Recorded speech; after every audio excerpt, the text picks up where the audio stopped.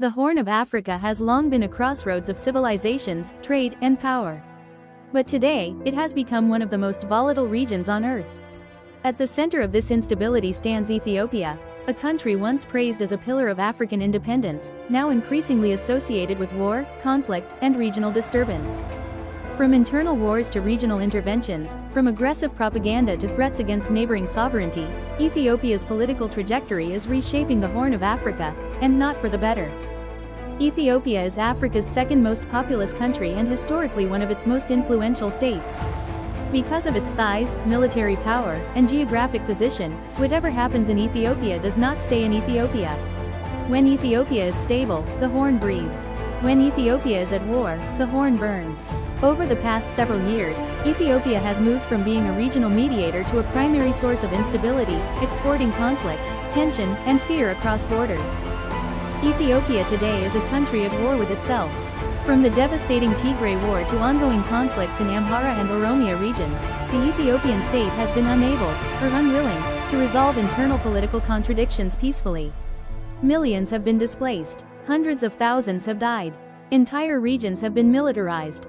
Instead of dialogue, the government has normalized war as a political tool. Instead of reconciliation, it has relied on force, censorship, and propaganda. A state that cannot stabilize itself inevitably becomes a danger to its neighbors. As internal crises deepen, Ethiopian state media and political elites increasingly rely on nationalist propaganda. The narrative is simple: Ethiopia is surrounded by enemies. Ethiopia is being denied its rightful place. Ethiopia must assert itself by any means necessary. This propaganda is not accidental. It serves to distract citizens from internal collapse and redirect anger outward, toward neighboring countries and international actors. And nowhere is this clearer than in the issue of sea access. Ethiopia is landlocked. That is a geographic reality, not a conspiracy. Yet Ethiopian officials and state-aligned voices have increasingly framed access to the Red Sea as an existential right, rather than a matter of diplomacy and trade. Threats, coercive language, and expansionist rhetoric have targeted sovereign states, particularly Eritrea, Djibouti, and Somalia. Let us be clear: no country has the right to another country's coastline. No historical grievance justifies violating sovereignty. Sea access comes through agreements, not intimidation. When a powerful state begins to suggest that borders are negotiable by force, regional peace collapses. Ethiopia's destabilizing role does not stop at its borders. In Sudan's brutal civil war, Ethiopia has been accused of covert involvement, political maneuvering, and alignment with external powers, including the United Arab Emirates, pursuing strategic interests in the Red Sea and Nile Basin. Rather than helping to escalate Sudan's tragedy, Ethiopia has been perceived as exploiting it, weakening a neighbor. Advancing regional leverage, undermining collective African solutions. This approach turns Ethiopia from a partner into a spoiler. In order to understand Ethiopia's current political direction, we must listen carefully to the words of its leader. On January 16, 2026, during a public fireside chat titled, "Finance Marta Ethiopia, Financial Transformation in Ethiopia," Prime Minister Abiy Ahmed made a series of remarks that went far beyond finance, investment, or fintech.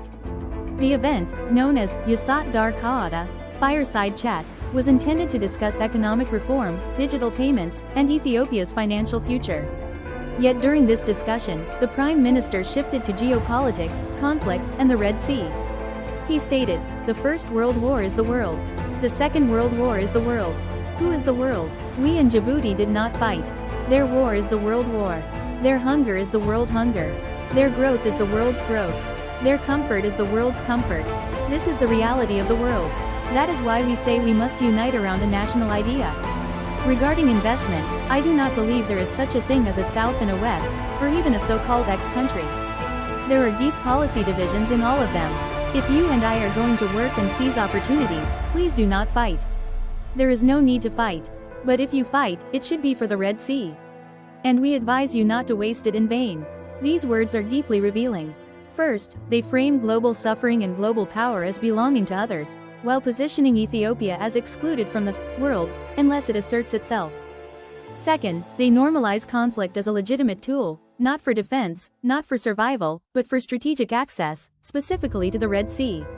And third, they were delivered not in a military setting, not during a crisis briefing, but in a civilian economic forum, blurring the line between economic development and geopolitical confrontation.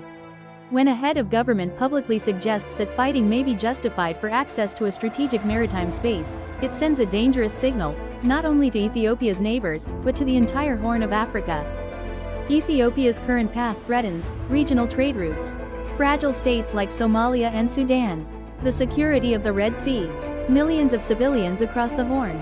A destabilized Ethiopia does not rise alone, it drags the region down with it.